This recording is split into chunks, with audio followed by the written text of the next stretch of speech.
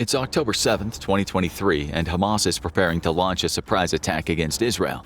The group takes its time organizing its forces within the Gaza Strip for an assault that will see it wreak havoc on a small Israeli town on the other side of the blockade between their location and Israel itself. Utilizing a barrage of rockets, Hamas begins its attack. Timed specifically to coincide with a major Jewish holiday, the assault sees gunmen move into 22 locations across the blockade, with some being as far as 15 miles from the border between Israel and the Gaza Strip.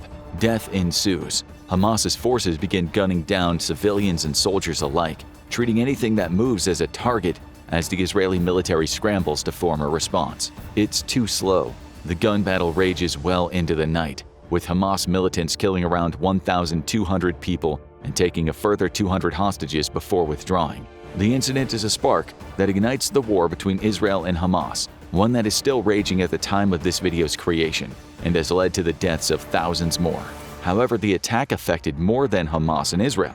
Just 12 days after Hamas's surprise attack, Houthi rebels based in Yemen fired 4 cruise missiles in addition to sending 15 drones at Israel. Though all the missiles were intercepted, thanks to a combination of air defenses built into the USS Carney and defenses deployed by Saudi Arabia, the attempted attack makes one thing official: the Houthis have entered the fight. Where the October 7th attacks by Hamas caused the Houthis to begin attacks of their own, it's this October 19th attack and the events that have occurred in its aftermath that preface the subject of this video. America is using F-18 Super Hornets to absolutely devastate Houthi pirates in the Red Sea. We'll start with a simple question: why did the US feel the need to introduce its Super Hornets to the Red Sea at all? To answer that, we need to expand on exactly who the Houthis are and how their initial cruise missile barrage on October 19th evolved into a full-scale crisis in the Red Sea.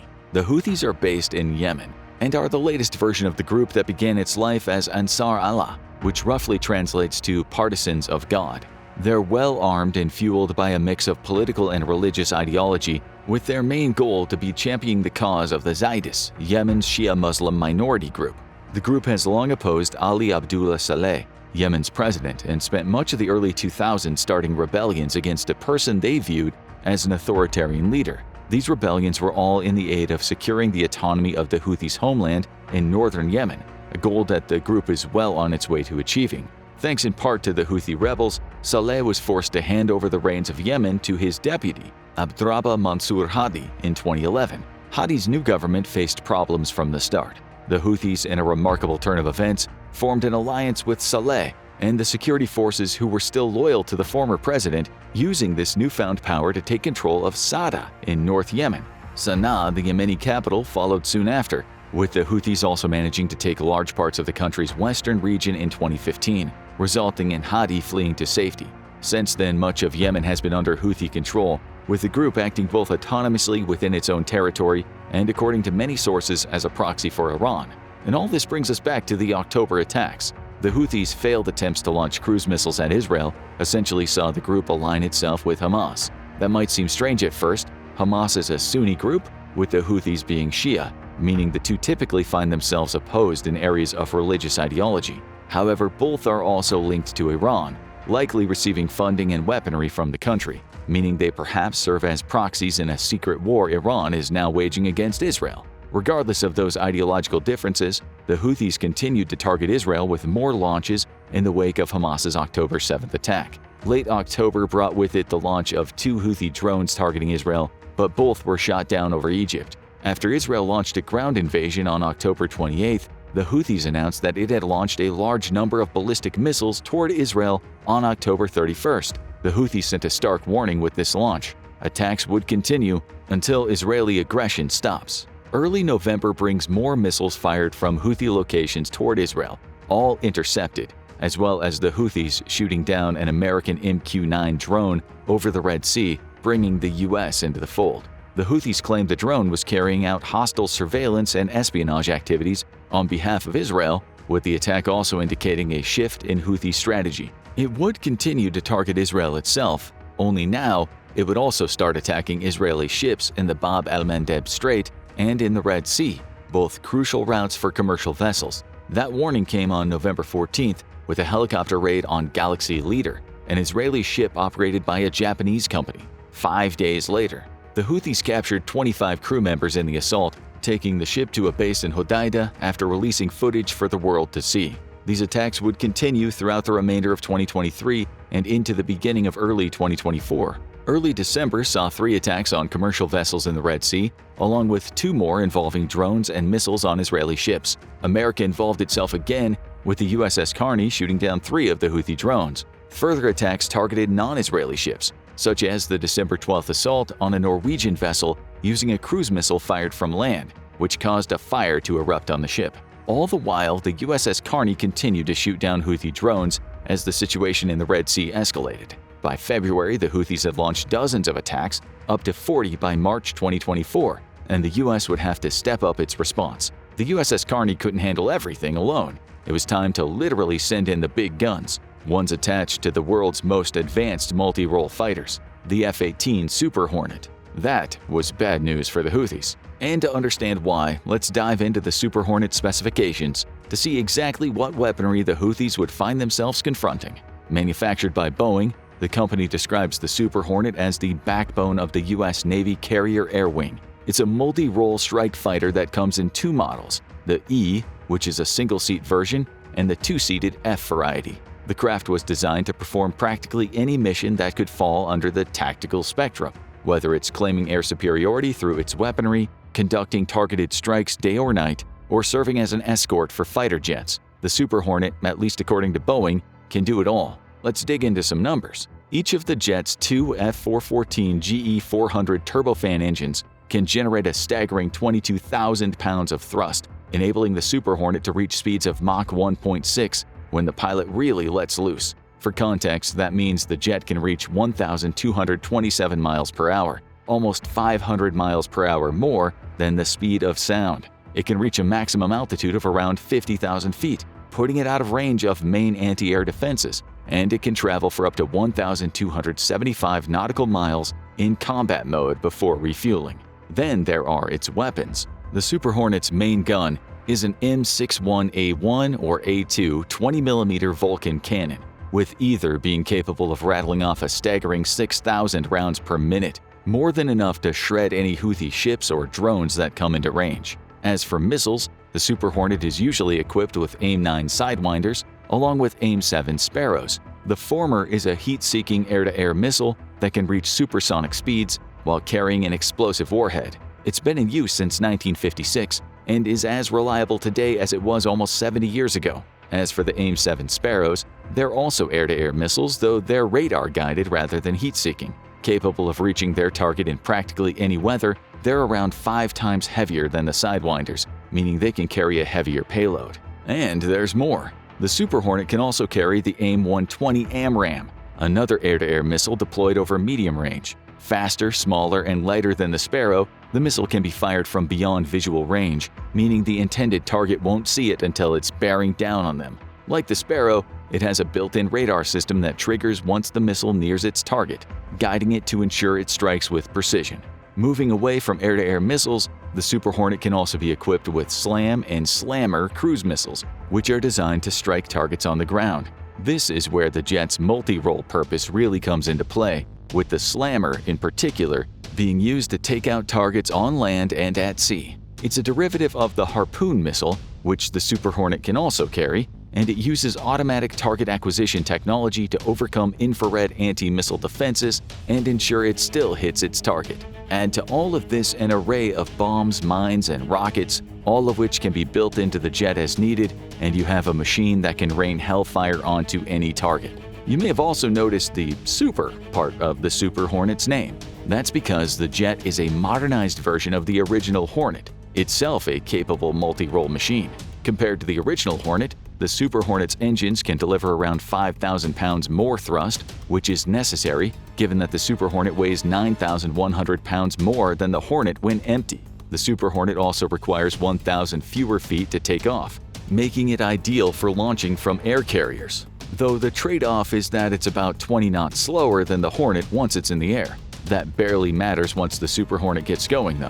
Climb inside the cockpit and the difference is remarkable. According to SOFRAP, which runs a regular Ask a Fighter series of articles that quizzes real jet pilots on the machinery they use, going from the Hornet to the Super Hornet is like switching from a flip phone to an iPhone. The monochromatic display in the Hornet is gone, replaced by a full-color interactive display that can show almost any information the pilot may need. According to SOFREP's pilot, these details include an engine fuel display and reference standby display available on the screen, neither of which are present in the Hornet. But perhaps the most important feature, at least to the pilot who wrote the article, is the fuel. The Super Hornet can carry 4,000 pounds more internal fuel than the Hornet, along with having much larger external tanks. As the pilot puts it, "I feel comfortable flying the Super Hornet without gluing one eye to my fuel quantity." So what does all this add up to?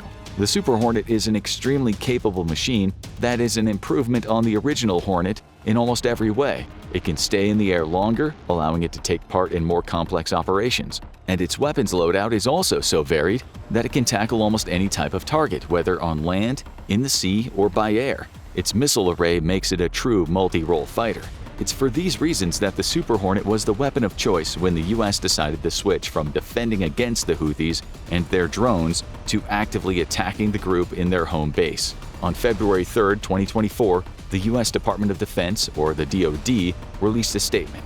In that statement, it declared that it had launched a round of proportionate and necessary strikes on 13 locations in Yemen, collectively targeting 36 Houthi installations. The strikes came in direct response to the many attacks the Houthis launched against commercial vessels in the Red Sea, some of which the US had already thwarted, and followed a set of strikes the Houthis had conducted in January the same year. The targets? Missile systems, launchers, radars, air defense systems, and an array of underground weapon storage facilities the Houthis use to contain their missiles and drones. The strikes weren't launched by the US alone. It worked alongside a host of other countries, including the UK, Australia, the Netherlands, Canada, and Denmark, to create a coalition designed to defend the ships in the Red Sea. But despite this joining of forces, the Super Hornet and its multi-role capabilities stole the show. However, the DoD didn't say much more than that in its official statement. It didn't dig into the Super Hornet's role or the specific locations they targeted.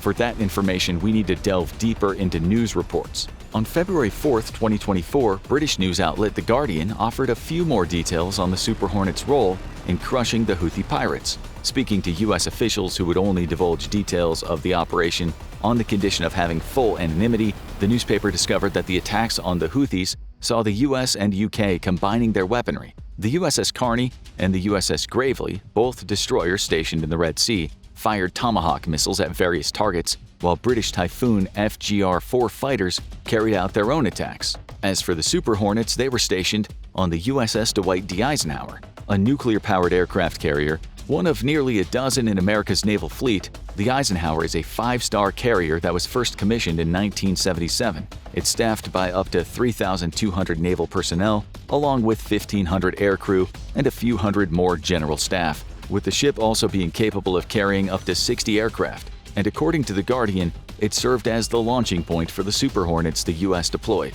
The newspaper reported that along with the USS Laboon, the Super Hornet's initial engagement involved taking off from the Eisenhower and shooting down 7 drones sent into the Red Sea from Yemen. It's also likely that the Super Hornets took part in a strike in self-defense just hours before attacking the drones. The Guardian reports this strike was made in preemptive self-defense and involved taking out an anti-air base in Yemen, destroying 6 anti-ship cruise missiles that were almost ready to launch in the process. From there, the information provided by The Guardian becomes a little less detailed. However, NBC News followed up this report a day later on February 5th to provide even more details on the Super Hornet's role in the Red Sea. In particular, it quoted a Super Hornet pilot, Lieutenant Commander Travis Keating, who pointed out that the operations he and his colleagues undertook were far from typical for Super Hornets. "We did not train to come to the South Red Sea and do what we are currently doing," he said. "When we first came out here, we had a lot of unknowns. But despite these unknowns, Keating, who goes by the call sign Sunshine, shed more light on what the Super Hornets are doing in the area. He mentioned destroying underground weapons bases, as the DoD discussed, and noted that the coolest thing about the Super Hornet is its ability to adapt and flex to the missions which it's tasked. In other words, he couldn't say much, but it was clear that the Super Hornets had succeeded in their efforts to take down multiple weapon storage facilities in Yemen. Keating also shed more light on the Super Hornets' ongoing role in the Red Sea. "We will be airborne," he said, going on to point out that the Super Hornets will stay in the sky until they're called to aid any ships in distress. At that point, they'll fly over, covering hundreds of miles in less than an hour, to take out whatever threat exists to the ship in question. Drones, missiles, even Houthi raiding parties on boats could and have found themselves in Super Hornet crosshairs since their February deployment. What's more, the presence of the jets is intended to show everybody that the Red Sea is now safe, or at least safer for civilian navigation than it had been during the end of 2023. All of this is aided by a constant cycle of planning, debriefing, and tweaking. Every mission the Super Hornets take on is preceded by planning operations that take place 12 hours before the jets take off. The pilots will meet with an intelligence team, which reviews the mission objectives and informs them of both the targets they'll attack and any threats that may stand in their way. With that information in hand, the pilots then brief their air crews and prepare the planes before heading out onto the deck of the Eisenhower. There, they'll stay on for about an hour before lifting off to engage in missions that could last anywhere between 1 and 6 hours. Each mission is usually accompanied by helicopters armed with missiles and cannons of their own that have the primary purpose of rescuing any Super Hornet pilots who get shot down. When rescue isn't required, they may deliver supplies to other ships in the U.S. fleet or station themselves near the Eisenhower to provide aerial defenses. The Super Hornet pilots undertake an extensive debriefing and review of their operations upon completing a mission. That review also helps the U.S. to refine its plans, making tweaks that could prove useful in future missions before the cycle begins again. The lessons learned from the previous mission inform the approach to the next, making the Super Hornets increasingly effective the longer they stay in the Red Sea. And effective is precisely what those jets have proven to be. They're still flying over the Red Sea, protecting vessels from attack and taking part in clandestine strikes on targets in the Yemeni mainland. And according to the Eurasian Times, several Super Hornets are now sporting tally marks to denote the number of drones each has taken down. These kill markings are badges of honor, showcasing exactly what the jet pilot has achieved. One, shared by the Eurasian Times, shows a Super Hornet with 11 kills, demonstrating just how effective the Super Hornets have been in the Red Sea. One question is all that remains. Have the Super Hornets crushed the Houthi pirates? Not exactly. Though the jets have played a key role in safeguarding the Red Sea, particularly for commercial vehicles, and continue to strike at Yemeni targets on the ground, the crisis isn't over. The Houthis made that much clear themselves in the immediate aftermath of the strikes, claiming that no matter how much of their equipment America, its coalition forces, and the Super Hornets destroy, they will continue to launch attacks. They've stayed true to their word. On March 9, 2024, Houthi forces in Yemen claim to have launched their largest attack yet. They claim to have set 37 drones, likely of Iranian manufacture, to attack American naval ships, along with a commercial ship in the Red Sea. The U.S., aided by its Super Hornet, stopped the attack in its tracks. American intelligence also suggests that the scale of the attack was exaggerated by the Houthis, noting that its forces only shot down 15 drones, rather than 37 that the Houthis claim to have sent. In that operation, the Super Hornets managed to secure passage for the Propel Fortune, a commercial vessel bound for Singapore. The Propel Fortune had already issued messages to the Houthis, claiming that it had no connection to Israel. That didn't matter. The Houthis, claiming the ship had links to the U.S., still launched their attack. The Super Hornets repelled it with the help of a Danish frigate named the Iver Huitfeldt, who shot down 4 of the drones used. That large attack followed another conducted on March 6th that resulted in the first confirmed deaths caused by Houthi rebels in the Red Sea. This time the target was a bulk carrier, MV True Confidence, which was hit on the early morning of March 6th while sailing 50 miles southwest of the Gulf of Aden. So there's clearly more work to be done.